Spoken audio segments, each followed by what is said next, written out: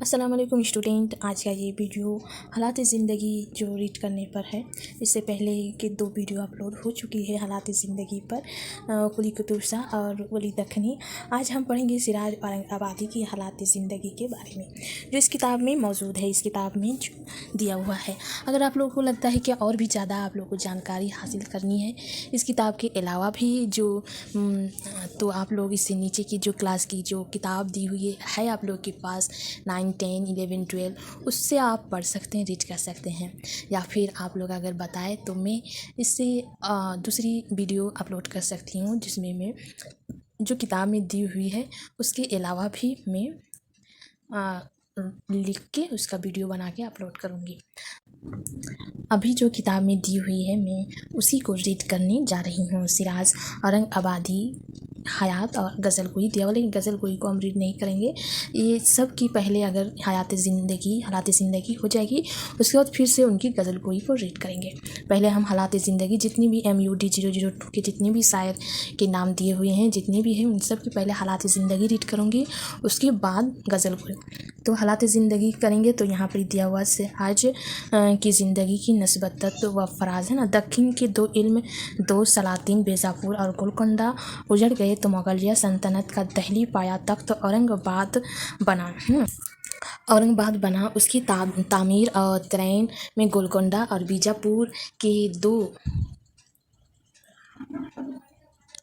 بیجاپور کا 200 سالہ پرورش پایا ہوا شائستگی اور علم و ادب کا جو کام آیا۔ زمانہ قدیم میں اورنگ آباد ایک چھوٹا سا گاؤں تھا۔ ملکہ انور نے 1019 میں اسے شہر کی صورت میں بسایا۔ اورنگ آباد نے دکن فتح کرنے کے بعد اپنے نام کی رعایت سے اسے اورنگ آباد کا نام دے کر دکن کا دارالحکومت قرار دیا۔ اپنے عروج کا زمانہ ختم کرنے سے پہلے اورنگ آباد نے اردو کو 2 ایسی عظیم شخصیتیں عطا کی جس پر اردو ہمیشہ نازائے رہ گئی، جس میں پہلا اہم نام ولی دکنی کا ہے اور دوسرا قابل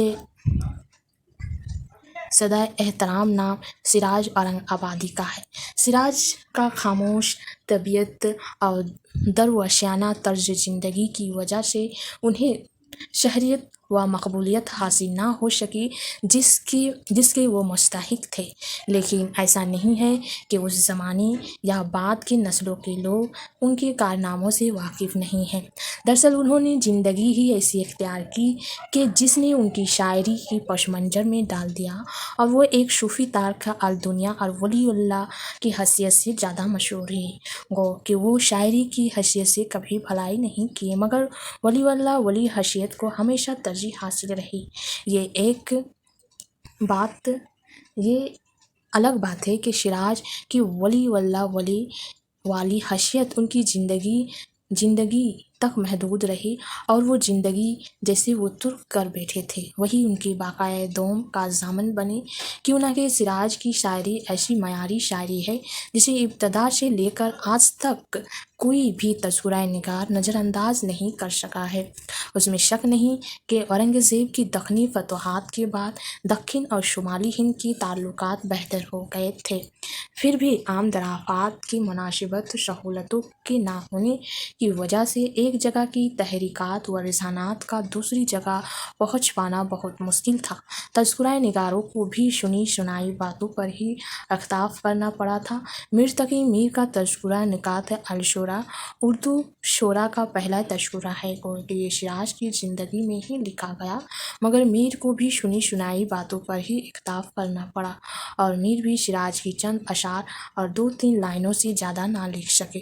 میر کے بعد اب تک اردو شعراء کے جتنے تذکرے لکھے گئے ان سب میں سراج کا ذکر ہے۔ پھر بھی عبدالقادر شاعری لکھتے ہیں: سراج کے تذکروں کی اس فراوانی کے باوجود اس کی مکمل زندگی طرز مانند و بود اور ان کے کارناموں کے مرتب صورت میں دیکھنے کی خواہش کو سیری نہیں ہوتی، کیوں نہ کہ یہ تذکرہ اکثر تثنیہ ہے۔ ان کے خاندان کے متعلق اب بھی ہم بہت کم جانتے ہیں۔ ان کے اجداد کے حالات دریافت کرنے کافی الحال ہمارے پاس کوئی ذرائع نہیں ہے، تاہم یہ خاندان حسینی سعادت کے ایک محترم گھرانے سے تعلق رکھتا تھا اور اپنی مزہیت اور علم و فضل کی وجہ سے عزت کی نظر سے دیکھا جاتا تھا۔ فقیر اور درویشی اس خاندان کی نمایاں خصوصیت تھی۔ خود سراج کے والد صد درویش اسم باشمی تھے، وہ ایک متشرح اور شکار انسان تھے، اسی لیے بے خودی میں بیٹے کا گھر سے بھاگ کر نکل جانا، خواہ وہ شہر کے سب سے بزرگ کے مزار پر فروکش ہونے ہی کے لیے کیوں نہ ہو، انہیں گوارا نہ تھا۔ سراج کی ولادت اورنگ آباد میں ہوئی، سن کسی تذکرے میں درج نہیں ہے نا اس کی پیدائش، لیکن خود سراج نے دیوان کی ترتیب کا سن اور اس وقت کی جو عمر تھی دیوان کی آخری غزل کا اشعار میں درج کرتا ہے، جس پر سراج کی سن پیدائش 1128 ہجری نکلتا ہے۔ 1739 عیسوی میں سراج کے برادر طریقت عبدالرسول خان نے ان کا دیوان مرتب کیا اور ان کا نام انوار الشراز رکھا۔ سراج کے قریبی دوست ضیاء الدین پروانہ نے اس پر مقدمہ لکھا۔ پروفیسر نثار احمد فاروقی نے الانوار سراج کا یہ مخطوط کہیں سے حاصل کر لیا ہے، جو سراج کی حالات زندگی کے انکشاف کا متروع ذریعہ تصور کیا جا رہا ہے۔ سراج کے جدید و مجدد مدینہ سے ہجرت کر کے ہندوستان آئے، نوئے دہلی میں آباد ہو گئے۔ اس خاندان کے ایک شخص سید درویش اورنگزیب کے عہد میں ہجرت کر کے اورنگ آباد آئے اور اسی کو اپنا وطن ثانی بنا لیا۔ سید درویش خاندانی روایت کے مطابق درس و تدریس اور ذکر و اذکار میں اپنا وقت گزارتے۔ اورنگ آباد کے قریب رہنے والے صوفی عبداللطیف کا زابری دی سے سید درویش کا عقید ہوا اور 13 صفر 1124 ہجری 21 مارچ 1712 کو ان کے یہاں لڑکا پیدا ہوا، جس کا نام سراج الدین رکھا گیا۔ سروری نے سراج کی تاریخ پیدائش 1716 عیسوی متعین کی تھی، جو نثار احمد فاروقی والے مقطوعے کی دریافت ہو جانے کے بعد غلط ثابت ہو جاتی ہے۔ سید درویش کی کسی اور اولاد کا ذکر کہیں نہیں ملتا، جس سے اندازہ ہوتا ہے کہ سراج درویش کی اکیلی اولاد تھی۔ سید درویش چونانچہ در و تدریس سے وابستہ تھے، لہٰذا سراج کی تعلیم و تربیت انہوں نے خود ہی کی۔ عبدالقادر سروری کا خیال ہے کہ 12 سال کی عمر تک، جب تک سراج پر دیوانگی طاری نہیں ہوئی تھی، ان کا تعلیم و تربیت اچھے ڈھنگ سے ہوئی اور فارسی سے انہیں خاص لگاؤ تھا۔ اس کا جواز یہ پیش کرتے ہیں کہ جب ان پر دیوانگی طاری ہوئی تو ان کا زبان میں بسا خطا فارسی اشعار نکلتے تھے، جس کے بارے میں سراج خود لکھا ہے۔ بہرحال عمر 13 برس ان پر ضبط اور بے خودی کی کیفیت طاری ہونے لگی، تن بدن کا ہوش نہ رہا اور وہ اسی حالت میں گھر سے نکل جاتے ہیں۔ ایسی حالت میں وہ اکثر شاہ برہان الدین غریب کے مزار پر پڑے رہتے۔ کبھی کبھی دیوانگی اتنی بڑھ جاتی کہ وہ رات بھر سحر نوردی کیا کرتے۔ یہ حالات خود سراج نے منتخب دیوان نہاں کے دریچے میں لکھے ہیں، جسے کشمی نارائن شفیق نے اپنے تذکرہ چمنستان شعراء میں محفوظ کر دیا ہے۔ جب سراج کی دیوانگی زیادہ بڑھ جاتی اور شعراء نوردی کر رہے ہوتے تو ان کے والد پکڑ کر گھر لاتے اور مجبوراً زنجیر پہنا دیتے۔ دیوانگی کی کیفیت سراج پر 7 سال تک طاری رہی۔ اسی حالات سے جب انہیں افقہ ہوا تو بزرگوں اور فقیروں کی صحبت کی خواہش دامن گھیری ہوئی، چنانچہ 1146 ہجری یا 1147 ہجری میں سراج نے حضرت شاہ عبدالرحمن سے بیعت کی۔ یہی زمانہ سراج کی اردو شاعری کے آغاز اور عروج کا زمانہ تھا۔ شاہ عبدالرحمن نے اپنی وفات سے چند سال پہلے سراج کی شاعری سے منع کر دیا اور سراج نے ایک سچے عقیدت مند کی طرح مرشد کے حکم کی تعمیل کی۔ سید یحییٰ نشاط سراج کے کچھ خطوط کے حوالے سے لکھتے ہیں: उनकी खतूत की बुनियाद पर कहा जा सकता है कि गलबा शोक के आर्जी से निकलने और सैयद शाह अब्दुल रहमान चिश्ती की अदालत कबूल करने के बाद सिराज ने तजर्द ज़िंदगी बसर करना पसंद कर लिया था। चुनांचा अज़लत की गैज़नी पसंद थी, इसीलिए तज़वी के दाम में फांसना उन्होंने कबूल नहीं किया और सारी ज़िंदगी अपनी तकिए में गुजार दी। सिराज के कई दोस्त शागिर्द मातकीद थे जिनसे सिराज को मोहब्बत थी। उनमें शाह ज़िया अलाउद्दीन परवाना, शाह ताज अलाउद्दीन और शाह चिराग वगैरह काबिल ज़िक्र है, लेकिन उन्हें जो मोहब्बत अब्दुल रसूल ख़ान से थी वो किसी और से ना थी।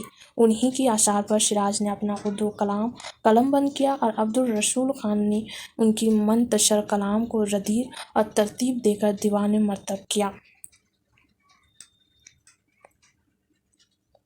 1161 हिजरी में शाह हज़रत अब्दुल रहमान चिश्ती का इंतकाल हो गया। सिराज फ़कीर और दरवेश पहले ही इख्तियार कर चुके थे। उस साखे के बाद वो और भी गोसागीर हो गए।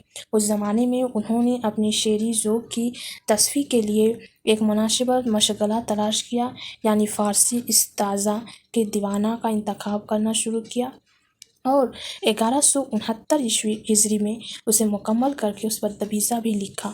उस मजमूए का तारीख़ी नाम उन्हें मंतखब दीवानिया रखा।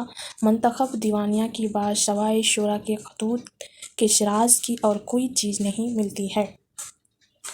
ज़िंदगी के आखिरी ज़माने में सिराज को एक मक़दस और बुजुर्ग की हैसियत हासिल हो गई थी। आवाम और ख़वास उनका हद दर्जा एहतराम करते थे। उनके मुरीदों की तादाद भी काफ़ी थी। इज्जत व शहरत के लिहाज से यह सिराज की ज़िंदगी का उरूज था। वो शायरी में उस्तादी का दर्जा हासिल कर चुके थे। सिराज आखिरी वक्त में बहुत बीमार रहने लगे थे।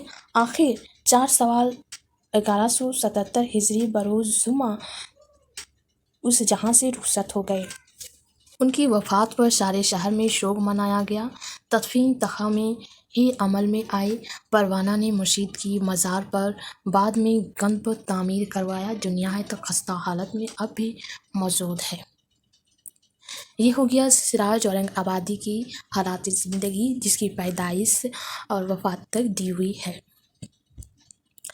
उनकी कोई एक पैदाइश पर तारीख़ दी हुई नहीं है। लोगों का जो जैसे देखा है, जो जैसे ये किया है, उन्होंने उनकी तारीख़ पैदाइश, तारीख़ वफ़ात पर बहस हुई है ना। तो आप लोग को भी इसी तरह नाम दे के देखना है कि इस इंसान ने औरंगाबादी की पैदाइश के बारे में ये कहा है, वफ़ात के बारे में ये कहा है, उसने किस तरह की शायरी की, किस तरह वो रहते थे, ये सारी चीज़ आपको उनके हालात ज़िंदगी में लिखनी है ना। तो आज के लिए यहीं तक। उसकी नेक्स्ट वीडियो में इनकी बाद की जो शायर है उनके बारे में